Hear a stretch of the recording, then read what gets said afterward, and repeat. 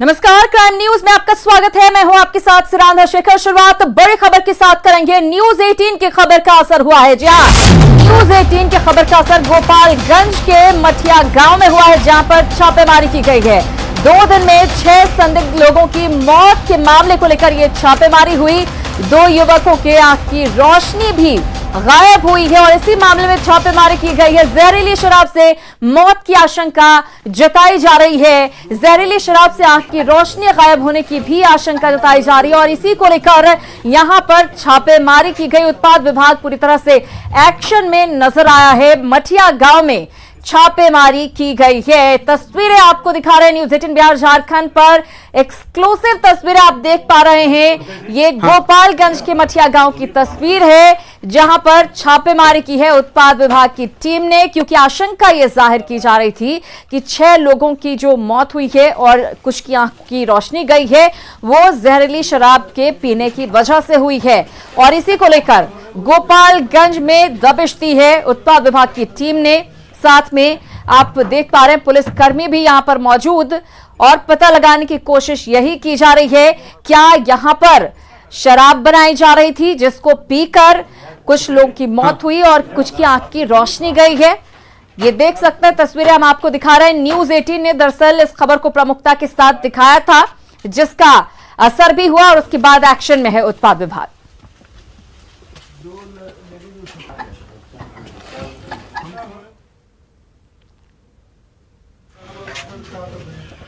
वैसे गोपालगंज जिला प्रशासन शराब पीने से भले ही मौत की पुष्टि नहीं कर रहा है, लेकिन ग्राउंड रिपोर्ट कुछ और ही कहानी बयां कर रही है। 2 दिनों में संदिग्ध परिस्थितियों में 6 लोगों की मौत हो चुकी है। 2 युवकों के आंख की रोशनी चली गई है। आशंका जताई जा रही है कि जहरीली शराब पीने की वजह से ऐसी स्थिति पैदा हुई है। आपको बता दें कि बुधवार को 2 मजदूरों की मौत हो गई थी, जिसके बाद शव का पोस्टमार्टम करवाया गया। रिपोर्ट में शराब पीने से मौत की पुष्टि नहीं हुई है। पोस्टमार्टम रिपोर्ट आने के बाद न्यूज 18 की टीम विजयपुर के मझवलिया पहुंची, जहां ईंट भट्टे पर शराब की बोतलें और पाउच बिखरे हुए मिले, जो ये साबित करने के लिए काफी थे कि यहां लोग शराब का सेवन करते होंगे। फिलहाल प्रशासन ने नरसिंह साह की चिमनी और मजदूरों के शेड को सील कर दिया है। संवाददाता मुकेश कुमार की ग्राउंड रिपोर्ट देखिए। गोपालगंज में तथाकथित शराब पीने से 2 लोगों की मौत हो गई। एक व्यक्ति की मौत गुमला में हुई, जो कि झारखंड में है। और आप देखें कि इसके बाद जो नरसिंह साह का जो चिमनी है, चिमनी के पास यही वह घर है जिस घर में ये मजदूर रहते थे, झारखंड के मजदूर। और देखिए, घर को सील कर दिया गया है। जिला प्रशासन ने एहतियात के तौर पर घर को सील कर दिया। और हम दिखाएंगे इस घर के बगल में, देखिए कि कैसे यहाँ पर शराब का सेवन होता रहा होगा। देखिए, यहाँ पर ये ताज़ा बोतल है और ये आपको ये दिखाइए, आपको यूपी का निर्मित देसी शराब है। और ऐसे बोतल कितने यहाँ फेंके हुए हैं, हम आपको दिखाएंगे। देखिए, यहाँ पर जो देसी शराब है उसका सेवन किस कदर यहाँ होता था। और यहाँ पर देखिए, ये ताज़ा आपको कुछ प्लास्टिक के जो पाउच हैं उस तरह के फेंके हुए हैं। यहाँ पर देखिए, ये देखिए, ये ताज़ा पाउच है। एक्चुअली देखिए, इसमें अभी शराब है, यहाँ पर कुछ उसकी मात्रा है यहाँ पर और महक भी आ रही है। तो ऐसे छोटे छोटे पाउच में जो देसी शराब जो बनाया जाता है, चुलाई शराब जिसको बोलते हैं, तो वैसे ही इस पाउच में 100 ml में पैक किया जाता है। और यहाँ पर आपको दिखाएंगे कि लगातार जो चिमनी है, नरसिंह साह का जो चिमनी है वही वह चिमनी है। चिमनी के पास में जो मजदूर काम करते हैं, तो यहाँ पर लगातार कई जगह फेंका हुआ है। ये एक वानगी है, ये दिखाने के लिए काफ़ी है कि यहाँ पर शराबबंदी के बाद कैसे शराब का सेवन होता था। भले ही शराब से पीने के बाद पुष्टि न हुई हो कोई मौत की वजह क्या है, लेकिन ये दिखा रहे हैं हम आपको कि कैसे यहाँ पर शराब के सेवन होता था और शराब जो है यहाँ पर खुलेआम शराब पार्टी चलती थी। और इस मकान को सील भी कर दिया गया है। तो गोपालगंज जिला प्रशासन जो शराब से मौत, तथाकथित शराब से मौत के बाद जो है वह जागा है यहाँ पर। हालांकि इस मामले में अब तक जो स्थानीय स्तर के जो अधिकारी हैं उनकी कोई जवाबदेही तय नहीं की गई है। मौत की जो पुष्टि है वो शराब नहीं बताई गई है, लेकिन ये यहाँ पर पाउच का बिखरना वो साबित करता है कि यहाँ पर कैसे बड़े पैमाने पर शराब का यहाँ सेवन होता रहा होगा। मुकेश कुमार, न्यूज 18 गोपालगंज। तो तस्वीरें आपने देखी, जो ये बताने के लिए काफी है कि वहां पर लोग शराब का सेवन करते थे। बोतल और पाउच वहां पर बिखरे पड़े हुए मिले हैं। आइए अब जानते हैं कि इस मामले में अब तक क्या कुछ हुआ है। बुधवार की दरअसल बात है। बुधवार को मंझवलिया में 2 मजदूरों की मौत हो गई थी। बुधवार की यह घटना है जब मंझवलिया में 2 मजदूरों की मौत हो जाती है और आशंका इस बात की जताई जाती है कि शराब पीने की वजह से इन दोनों मजदूरों की मौत हुई। वहीं गुरुवार को पोस्टमार्टम रिपोर्ट उनकी सामने आती है और पोस्टमार्टम रिपोर्ट में शराब से मौत की पुष्टि नहीं होती है। रिपोर्ट ये बताती है कि शराब पीने की वजह से मौत नहीं हुई है। अब तक 6 लोगों की संदिग्ध परिस्थितियों में मौत हो चुकी है। एक मजदूर की झारखंड के गुमला में मौत हुई है। वहीं 2 युवकों के आंख की रोशनी जाने का दावा भी किया जा रहा है। बताया जा रहा है कि इसी शराब को पीने की वजह से 2 युवकों की आंखों की रोशनी चली गई। न्यूज 18 की पड़ताल में शराब की बोतलें मिली, तस्वीरें भी हमने आपको दिखाई। कोई परिजन अभी बोलने को तैयार नहीं है, कुछ भी नहीं कह रहा है कि वाकई उनके जो परिवार के सदस्य थे उनकी जान शराब की वजह से गई। डीएम ने जांच टीम का हालांकि गठन कर दिया है और इस मामले में जांच की जा रही है। गोपालगंज में और कथित शराब कांड में जिन 6 लोगों की मौत हुई है उनके बारे में भी जान लीजिए। हम आपको उनकी उम्र, नाम सब बता रहे हैं। मांगूराम 45 वर्ष इनकी उम्र थी, ये गुमला के रहने वाले थे। वहीं बुधमा जिनकी उम्र 50 साल थी, ये भी गुमला के रहने वाले थे। कर्मा जिसकी उम्र 45 वर्ष थी, ये भी गुमला के रहने वाले थे। साथ ही अवध यादव नाम के 60 वर्षीय शख्स मंझवलिया के ही रहने वाले जिनकी मौत हुई है। काशी यादव 40 वर्ष के एक शख्स मंझवलिया के रहने वाले जिनकी मौत हुई है। वहीं केदार यादव 80 वर्षीय वृद्ध कोटाहा विजयपुर के रहने वाले जिनकी मौत हुई है। अब इस पूरे मामले पर कुछ सवाल उठ रहे हैं जो न्यूज 18 उठा रहा है। क्या प्रशासन लीपापोती की कोशिश कर रहा है इस पूरे मामले में? क्योंकि तस्वीरें कुछ और ही बयां कर रही हैं। न्यूज 18 के कैमरे में जो कैद हुई हैं, मजदूरों के शेड के बाहर आखिर शराब कहां से आई, शराब की पाउचेस, बोतलें, मौत की असली वजह का खुलासा आखिर क्यों नहीं हुआ है और ऐसे साफ साफ कैसे कह दिया गया कि शराब की वजह से मौत नहीं हुई। अब जांच के बाद ही ये सब कुछ पता चल पाएगा। और शराबबंदी के बाद बिहार में सूखे नशे का कारोबार चरम पर है। मुजफ्फरपुर में डीआरआई की टीम को बड़ी कामयाबी मिली है। एक ट्रक से करीब 1.5 करोड़ का गांजा बरामद हुआ है। नागालैंड के ट्रक के साथ चालक और खलासी को गिरफ्तार किया गया है। इस कार्रवाई में पूर्णिया डीआरआई की टीम भी शामिल थी। गायघाट टोल प्लाजा के पास ट्रक को पकड़ा गया। ट्रक पर 1 क्विंटल 58 किलो गांजा त्रिपुरा में लोड किया गया था और इसे हाजीपुर में एक तस्कर को डिलीवरी देनी थी। फिलहाल इस मामले में मास्टरमाइंड तक पहुंचने की कोशिश की जा रही है। उधर बिहटा के बिलाप गांव में एक खेत से नर कंकाल बरामद हुआ है।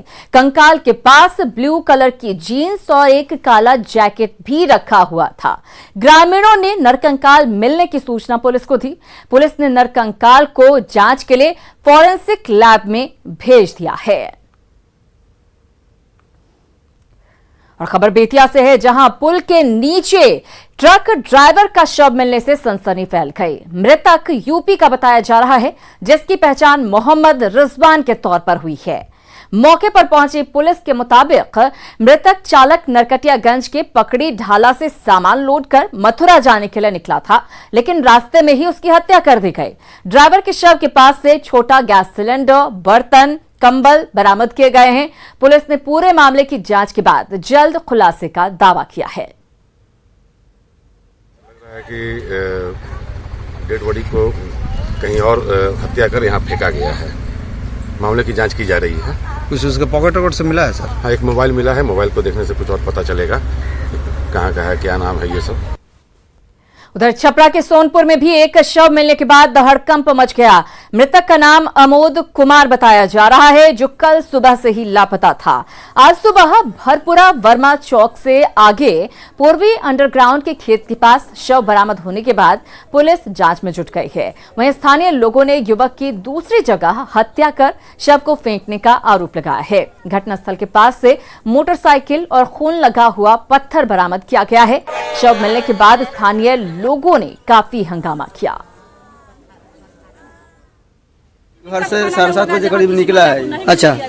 उसके बाद में 8 बजे के बाद मोबाइल इसका स्विच ऑफ बताने लगा कुछ। उसके बाद में हम लोग छानबीन शुरू किए। 12 बजे 12:30 बजे हम लोग थाने में गए, FIR दर्ज किए। उसके बाद में यहाँ ये चीज हम लोग को मिला देखने के लिए। माननीय थाना प्रभारी महोदय और DSP साहब के आदेश पर छोड़ा जा रहा है ये बोले हैं 24 घंटा के अंदर हम रिकवरी कर लेंगे और नहीं होगा शाम तक का मौका दिया गया है। अगर शाम में अगर पता नहीं चलता है तो हम लोग रोड जाम करेंगे इनके आदेश अनुसार। तब तक हम दाह संस्कार हम लोग नहीं करेंगे। जब तक कोई पता नहीं चलेगा हम लोग दाह संस्कार नहीं करेंगे। उधर हजारीबाग में अपराधियों के हौसले बुलंद हैं। कटकम दाग थाना क्षेत्र में अपराधियों ने एक निजी कंपनी के कर्मचारी की गोली मारकर हत्या कर दी। L&T के कर्मचारी की गोली मारकर हत्या की गई है। L&T कंपनी के प्लांट और मशीनरी इंचार्ज सत्येंद्र कुमार काम के सिलसिले में सुमो पर सवार होकर हजारीबाग के केरेडारी से पतरा जा रहे थे। रास्ते में कुंडील बागी और फतहा के बीच बाइक सवार अपराधियों ने उन्हें गोली मार दी, जिसमें मौके पर ही उनकी मौत हो गई। मृतक सत्येंद्र कुमार बिहार के वैशाली के रहने वाले थे। घटना के बाद कंपनी के पदाधिकारियों और कर्मचारियों में दहशत का माहौल है। पुलिस मामले की जांच में जुट गई है, लेकिन अब तक हत्या के कारणों का पता नहीं चल पाया है। साहब को लेके जा रहे थे पतरा ऑफिस कुंदरी मोड़ के पास। वहाँ पे चलती गाड़ी में 4 राउंड फायरिंग हुआ, जिसमें एक गोली साहब को लग गया। और वहाँ से फिर हम लोग चलती गाड़ी में फिर दाहिना साइड करके गाड़ी खड़ा करके तुरंत फिर हॉस्पिटल आए सर। ये L&T का जो काम चल रहा है केरेडारी में, उसमें जो उनके कंपनी में काम करने वाला एक ठेकेदार का साइट इक्विपमेंट इंचार्ज है सत्येंद्र सिंह। तो वो इधर से केरेडारी जा रहे थे, तो रास्ते में ये अपना सुमो में जा रहे थे, तो 2 लोग जो है रास्ते में बाइकर्स उनको इंटरसेप्ट करके गोली मार दिए हैं। तो हम लोग इधर जांच में जुटे हैं, तो जल्दी ही जो है इस कांड का भी खुलासा। एक शव को मुखाग्नि से चंद मिनट पहले पुलिस कब्जे में ले लेती है और पूरा श्मशान घाट सन्न रह जाता है। मृतक शख्स की मौत कैसे हुई? इससे बड़ा सवाल है कि मृतक शख्स को चिता से क्यों उठा लिया गया। रिपोर्ट देखिए। चिता से लौटी लाश, मुखाग्नि से पहले पुलिस की दस्तक। फतुहा समसपुर शमशान घाट में सनसनी।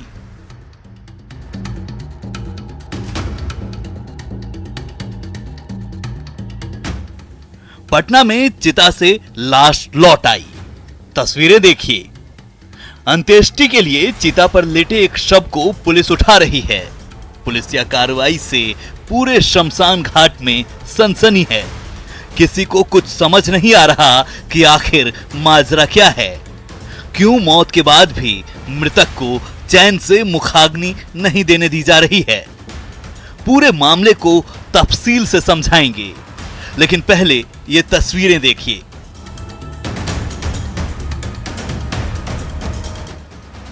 दरअसल पूरा मामला फतुहा के समसपुर शमशान घाट का है, जहां एक शख्स को मुखाग्नि देने की तैयारी चल रही थी कि अचानक पुलिस पहुंची और शव को कब्जे में ले ली।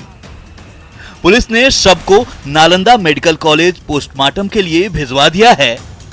मृतक की शिनाख्त परसा बाजार थाना क्षेत्र के कुरथौल दरियापुर निवासी रणधीर कुमार के रूप में की गई है। मृतक के ससुराल वालों ने मृतक के परिजनों पर हत्या का आरोप लगाया है, जिसके बाद पुलिस ने कार्रवाई करते हुए शव को नालंदा मेडिकल कॉलेज भिजवा दिया। मृतक की सास सुनैना देवी की माने तो उनके दामाद की मौत की सूचना उन्हें पड़ोसियों से मिली। इसके बाद जब वे शमशान घाट पहुंचे तो मृतक रणधीर के परिजन आक्रोशित हो गए और उनके साथ मारपीट की। बाद में पूरी घटना की सूचना जब स्थानीय नदी थाने को दी गई तो रणधीर के परिजन मौके से फरार हो गए। घर के परिवार कोई नहीं फोन किया। अच्छा। फोन पता तो वो वहीं के मोहल्ला के आदमी था जो वो फोन किया कि कुछ घटना जानते हैं कि ना, ताकि जो तो दामाद तो मार गए। अच्छा। तो मार के जंगल में हलो दी गए। हम कहली कि आगे मैया कैसे हमर दम मार गए। तब हाँ यार जे लाश अभी है मानला चाचा सर हमार पापी बाप मान लाश रहे दिया। हम सारा परिवार आ रही है। हम लाश से भेंट कर मुलाकात कर ठीक हो आवा। फिर ओकर बाद जब घर पहुँचली कुरथौल तो इनकर मानला चाचा लाश को उठा के लेके भागा गए। सब कोई कहे लगली कि सब तो लेके भाग गए बतावा के तू कब कैल करवा। रोवे चूरे लगली सर। फिर इनकर चाचा कहलखिन कि आए जे हाँ लेके चल गई लाश तोरा का करना। रणधीर की मौत कैसे हुई, इस पर अभी सस्पेंस बना हुआ है। पुलिस अधिकारियों ने इस मामले में जल्द खुलासे का दावा किया है, लेकिन बड़ा सवाल है कि अपने ही परिवार वाले अपने खून के प्यासे कैसे हो सकते हैं। पटना से संवाददाता मनोज सिन्हा की रिपोर्ट, न्यूज़ 18। खबर राजस्थान से। राजस्थान के दौसा में बिहार की एक बेटी मिली है, जिसे 3 साल पहले जहानाबाद से अगवा कर पहले नोएडा और उसके बाद दौसा में बेच दिया गया। 3 साल तक अपराधियों के चंगुल में रहने के बाद उसकी आजादी ने कई सवालों को खड़ा कर दिया है। राजस्थान के दौसा में मिली बिहार की बेटी। 3 साल पहले जहानाबाद से हुआ था अपहरण। आपस में बात किए, 11 बजे के ड्यूरेशन में मेरी सिस्टर उसी समय गायब हुई। अपहरण कर अपराधियों ने युवती को बेचा। मेरी सिस्टर को उठा के बेच दिया। कानो खबर हमें नहीं लगा। अपराधियों ने किया युवती के साथ दुष्कर्म। कभी वो लड़का बात करे, कभी वो मतलब सेक्सुअली हरासमेंट करने लगा सर। परिजनों का पुलिस पर मदद नहीं करने का आरोप। नंबर दिए, मोबाइल नंबर, कॉल डिटेल भी निकला, उस पर कार्रवाई अभी तक नहीं हुआ सर। क्यों नहीं हुआ? कुर्सी पर अपने 2 मासूम बच्चों के साथ बैठी हुई ये वही अभागिन लड़की है जिसको 3 साल पहले अपराधियों ने अपहरण कर बाजार में बेच दिया। जहानाबाद की रहने वाली इस लड़की को सोनवा की रहने वाली राखी कुमारी ने पहले तो दोस्ती कर अपने जाल में फंसाया, फिर अपने 3 दोस्तों के साथ मिलकर जून 2018 में नाबालिग लड़की का अपहरण कर लिया। जो 3 लड़के के ऊपर आरोप मैं बोल रहा था, उसको रिमांड पर क्यों नहीं लिया गया, क्यों नहीं उससे पूछताछ कड़ाई से हुआ, मुझे पता नहीं। मेरी सिस्टर को किडनैप करके बेच दिया गया। आज 3 साल हो गया। कभी नोएडा, कभी कटपटी, अब जाके यहाँ राजस्थान दौसा में एक छोटा सा गांव है। युवती का अपहरण करने के बाद उत्तर प्रदेश के नोएडा और राजस्थान के दौसा में 5 लाख में उसके जिस्म का सौदा कर दिया। 3 सालों से लगातार दुष्कर्म झेल रही नाबालिग लड़की अब 2 बच्चों की मां बन गई है। पीड़ित लड़की के भाई ने बिहार पुलिस पर जांच में सहयोग नहीं करने का आरोप लगाते हुए कॉल डिटेल और मोबाइल लोकेशन के आधार पर बहन को खोजने का दावा किया। मुख्य आरोपी के बहन से मेरी सिस्टर बात करती थी। उस नंबर को तीनों बांट लिए और कभी वो लड़का बात करे, कभी वो मतलब सेक्सुअली हरासमेंट करने लगा सर। इतना ज़्यादा हरासमेंट कर दिया कि मतलब ये दिमाग इसका कन्वर्ट हो गया। कितने लोग थे? 3 लड़के थे सर, 4 लड़के थे। एक हिमाचल में रहता है, वो भी था इन्वॉल्व। एक लड़की थी सर। अपहरित युवती का पता चलने के बाद बिहार पुलिस भी दौसा पहुंची और लड़की को लेकर बिहार रवाना हो गई है। इसके साथ पुलिस ने पूरे मामले की जांच कर आरोपियों पर कार्रवाई करने की बात कही है। ये बिहार जहानाबाद जिले की बात है और एक है जो कि लड़की की है जो कि अपहरता हुई थी और अपहरण हुई थी, उसी में है जो कि जहानाबाद थाना कांड संख्या 482 18 में एक केस हुआ था और अपहरता की है जो कि बरामदगी हुई। इधर पूरा मामला सामने आने के बाद बिहार पुलिस पर कई सवाल उठ रहे हैं। पहला सवाल, 3 साल से क्यों सोई हुई थी बिहार पुलिस? दूसरा सवाल, बिहार से अगवा कर यूपी और राजस्थान कैसे ले गए आरोपी? शिकायत के बाद क्यों नहीं हुई खोजने की कोशिश? आरोपियों पर कब होगी कार्रवाई? बच्चों की कौन करेगा देखरेख? समाज से मिल रहे तानों का कौन देगा जवाब? ये वो सवाल हैं जिसका जवाब हर कोई जानना चाहता है, लेकिन जवाब शायद ही मिलेगा। आशीष शर्मा, न्यूज़ 18 दौसा। बिहार पुलिस ने सही समय पर तत्परता दिखाई होती तो आज हालात ऐसे नहीं होते। चलिए पूर्णिया के खबर की बात करते हैं। पूर्णिया के सांसद संतोष कुशवाहा के बड़े भाई हरेंद्र कुशवाहा पर अपराधियों ने जानलेवा हमला किया है। हमले में सांसद के बड़े भाई बाल बाल बच गए। हालांकि सांसद के भाई की स्कॉर्पियो गाड़ी बुरी तरह से क्षतिग्रस्त हुई है। पुलिस अब पूरे मामले की तफ्तीश कर रही है। सांसद संतोष कुशवाहा के भाई पर जानलेवा हमला। स्कॉर्पियो को ओवरटेक कर अटैक। बाल बाल बचे सांसद के भाई हरेंद्र कुशवाहा। पूर्णिया के सांसद संतोष कुशवाहा के बड़े भाई हरेंद्र कुशवाहा डरे सहमे हुए हैं। 17 फरवरी की मनहूस रात में हरेंद्र कुशवाहा की मौत से सामना हुई, लेकिन शुक्र है कि हरेंद्र कुशवाहा सही सलामत हैं। 3 गाड़ी से ओवरटेक करके हमारी गाड़ी को रोका गया और उसके बाद जो है हमारे ऊपर जानलेवा हमला किया गया। हम किसी तरह जान बचा के वहां से भागे हैं। सांसद संतोष कुशवाहा के बड़े भाई हरेंद्र कुशवाहा शादी समारोह में शिरकत करने जा रहे थे। अचानक खजांची हाट थाना के मैक्स अस्पताल के पास 3 गाड़ी में सवार 7 अपराधियों ने हरेंद्र कुशवाहा की गाड़ी को ओवरटेक किया और फिर स्कॉर्पियो पर लाठी डंडे और हथियार से हमला शुरू कर दिया। जान बचाने के लिए हरेंद्र कुशवाहा ने अपना परिचय दिया, बताया कि वो सांसद के बड़े भाई हैं, लेकिन अपराधी कुछ भी सुनने को तैयार नहीं थे। कुछ लोगों को पहचान चुके हैं, जिसकी जानकारी हम एसपी साहब को दे दिए हैं और हम बाय नेम FIR कर दिए हैं। क्या आपने ये कहा था कि हम सांसद के भाई हैं? हमने कहा उन लोगों को कि मैं सांसद का बड़ा भाई हूं और वो लोग सांसद जी के नाम सुनने के बाद जो है पूरा उग्र हो गए और मेरी गाड़ी को पूरा तरह से क्षतिग्रस्त। सांसद के भाई ने हमला करने वालों में से कुछ लोगों को पहचान लिया है, जिसकी सूचना पुलिस को दी गई है। पुलिस भी पूरी गंभीरता से मामले की तफ्तीश कर रही है। प्रशासन को सूचना मिली और उनके द्वारा बताया गया कि जाने के क्रम में, घर जाने के क्रम में उनकी गाड़ी पर कुछ असामाजिक तत्वों के द्वारा हमला किया गया है। कुछ लोगों को हम लोग के द्वारा भी चिन्हित किया गया है। उनकी गिरफ्तारी के लिए हम लोग के द्वारा लगातार छापेमारी की जा रही है। सांसद के भाई पर हमला करने वाले कौन थे, ये बड़ा सवाल है। पूर्णिया से संवाददाता कुमार प्रवीण की रिपोर्ट, न्यूज़ 18। बड़ी खबर की बात करते हैं। लालू प्रसाद की जमानत याचिका पर सुनवाई पूरी हो चुकी है और अब फैसले का इंतजार किया जा रहा है।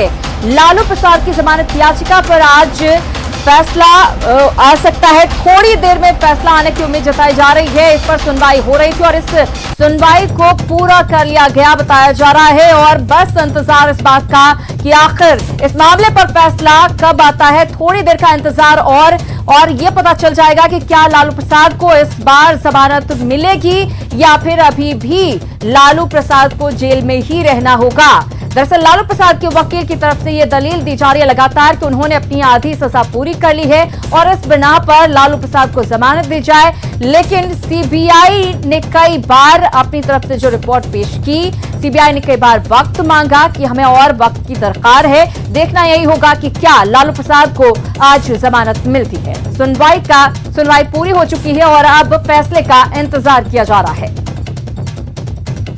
तो बड़ी खबर आपको दे रहे हैं। सबकी नजर इस बात पर टिकी हुई थी कि आखिर कोर्ट में क्या कुछ होता है। दोनों ही पक्ष की तरफ से दलील दी गई है और सुनवाई जो चल रही थी कोर्ट के भीतर वो पूरी हो चुकी है।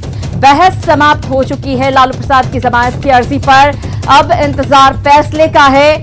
सभी की नजर इस बात पर टिकी हुई है कि क्या इतने वक्त के बाद अब लालू प्रसाद को जमानत मिल पाती है। बताया जा रहा है कि ऑर्डर की कॉपी लिख रही है। भुवन किशोर झा हमारे साथ रांची से जुड़ गए हैं, उनसे लेंगे ज्यादा जानकारी। भुवन, क्या कुछ अपडेट है? क्या लालू प्रसाद को जमानत मिलने के लिए कितना इंतजार करना पड़ेगा? देखिए, लालू प्रसाद की जमानत याचिका पर आज सुनवाई हुई है और झारखंड हाईकोर्ट में अब से पहले दोनों पक्षों की सुनवाई पूरी हुई है और इंतजार किया जा रहा है कि हाईकोर्ट के फैसले आने का इंतजार किया जा रहा है कि हाईकोर्ट के फैसले आने का और ये संभावना जताई जा रही है कि कुछ देर के बाद यहाँ पे फैसला आएगा। लेकिन जो पक्ष रखी गई है, जिसमें सीबीआई के द्वारा जो पक्ष रखा गया था, तो उस पर भी बहस हुई है और लालू प्रसाद की ओर से जो हाफ सेंटेंस पूरा करने के जो दावे किए गए थे तो उस पर भी सुनवाई यहाँ पर हाईकोर्ट के समक्ष में हुई है। अब देखना होगा कि हाईकोर्ट क्या कुछ फैसला इसमें लेती है। लेकिन जो लंबी बहस चली है हाईकोर्ट के समक्ष में, उसमें ये कहा गया कि लालू प्रसाद ने जो सीबीआई की जो विशेष अदालत है, उस अदालत के द्वारा जो फैसले सुनाए गए थे उसके तहत वो हाफ सेंटेंस पूरा कर लिया है और इस पर सीबीआई ने भी जवाब दाखिल किया है हाईकोर्ट के समक्ष में। अब से कुछ देर में ये फैसला आएगा कि आखिर लालू प्रसाद के द्वारा जो जमानत याचिका दाखिल की गई उस पर हाई कोर्ट क्या निर्णय लेती है। लेकिन जो जानकारी जो अभी तक मिली है उसके तहत यही कहा जा सकता है कि जो दोनों पक्षों की जो सुनवाई जो है वो कोर्ट के समक्ष में पूरी हो गई है, बहस पूरी हो गई है। अब देखना होगा कि हाई कोर्ट क्या इसमें निर्णय लेता है। बिल्कुल, दरअसल एक और मामला भी था कि जेल मैनुअल का जो उल्लंघन हुआ था उस मामले में भी सुनवाई हो रही थी। आप नजर बनाए रखिए भुवन, आगे आपसे जानकारी लेंगे। फिलहाल बहुत धन्यवाद। इसी के साथ इस बुलेटिन में फिलहाल इतना ही, लेकिन न्यूज़ 18 बिहार झारखंड पर खबरों का सिलसिला लगातार जारी है।